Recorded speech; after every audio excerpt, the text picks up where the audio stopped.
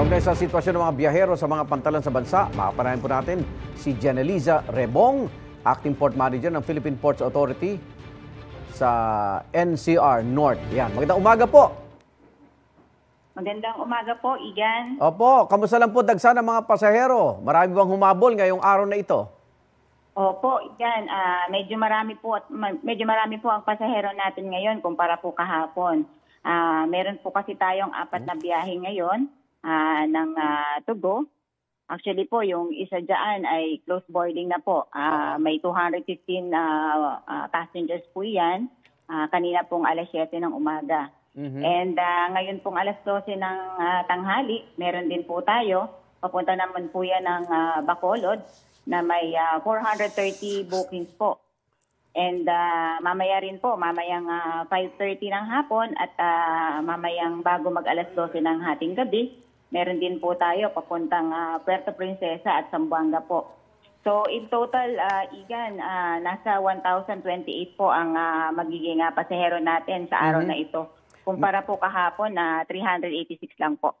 Bah, dumami. May mga kanseladong biyahe po ba? Wala naman po, Igan. Wala. Apo. At sa monitoring nyo, hanggang kailan pa dadagsain ito, yung pag-uwi? May hahabol pa bukas kahit November 2? Meron pa po tayong habol bukas pero wala pa pong confirmed bookings yung iba po. Okay. Mas marami po talaga ngayon. Opo. So umabot na ba sa peak yung inaasahan nyo, Ma'am Janeliza?